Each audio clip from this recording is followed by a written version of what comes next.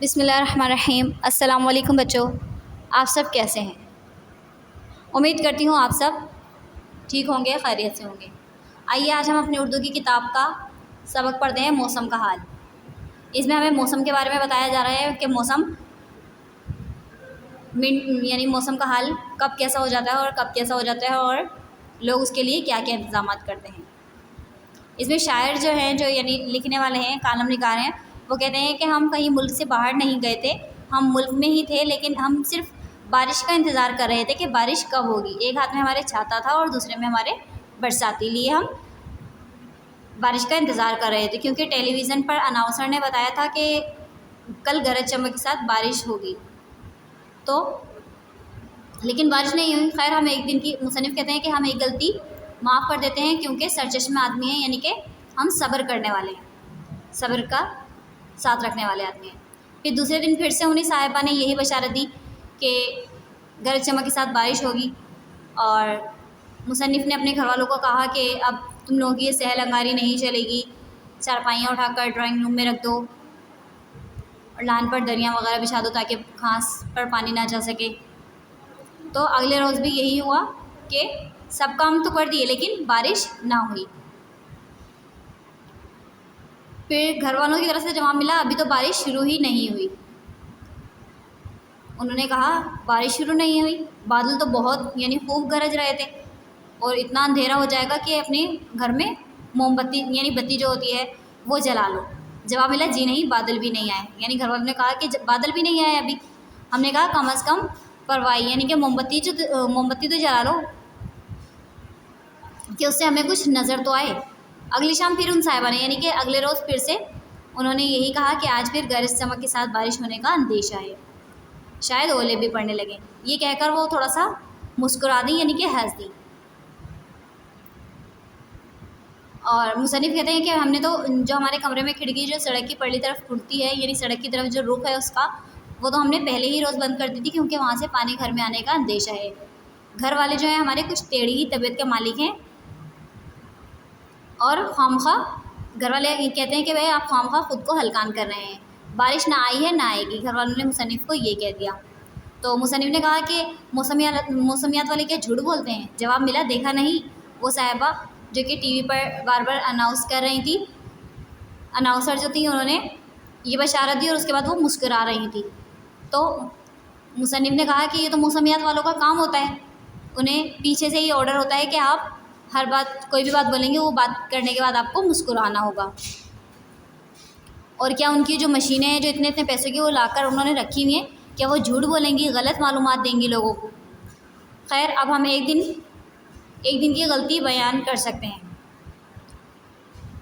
2 दिन के कर सकते हैं, लेकिन आज तो तीसरा दिन हो गया है। कान धर के सुन लो, आज तो बहुत ज़्यादा बारिश होगी, क्योंकि जुनूबी इलाके में बारिश का बताया गया है।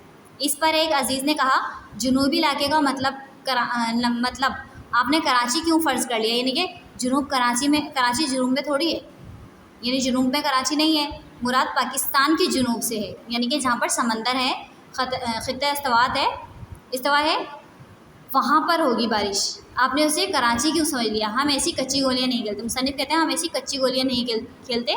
दूसरे दिन सुबह छाता लेकर बारिश के इंतज़ार में बैठ गए अपने ही कमरे में, यानी कमरे के अंदर छाता लेकर बैठ गए कि कमरा जब, क्योंकि गर्मी की बारिश होती है, जैसे कि अब हम देख भी चुके हैं कि गर्मी की बारिश कैसे होती है कि दीवारें तक रीसने लगती हैं और छतें जो होती हैं वो भी टपकने लगती हैं।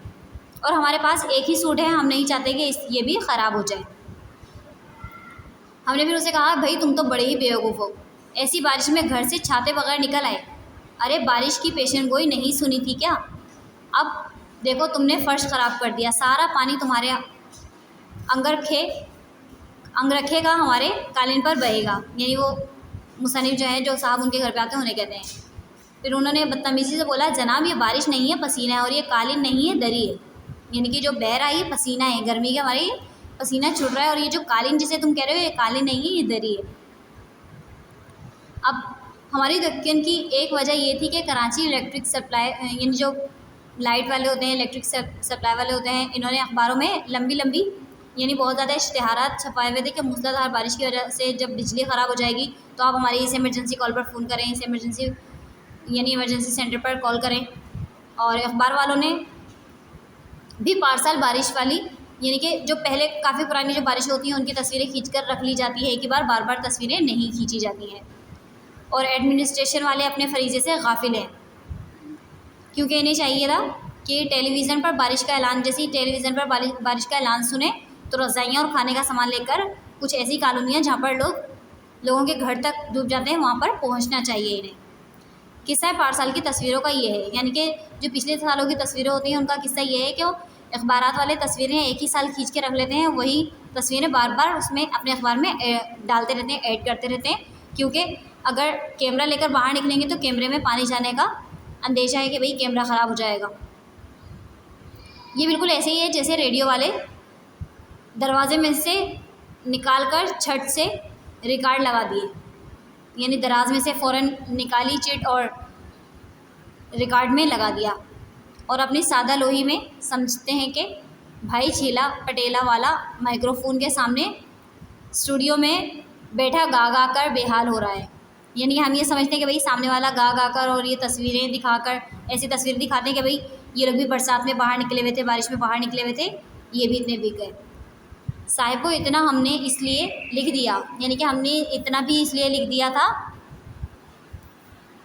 और सूरत कुदरत की तरफ से ये बनी कि एक मेहरबान दोस्त इस पर तैयार हो गए थे कि हमारा छाता ताने खड़े रहेंगे। यानी एक दोस्त जो है वो तैयार हो गए थे कि इनका छाता पकड़कर खड़े रहेंगे ताकि छत भी अगर टपके तो सर पर पानी ना आए।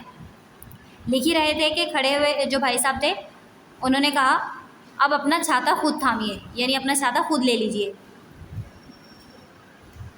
उन्होंने कहा ला भाई ला, दे दे, अब छाता हमें दे दे।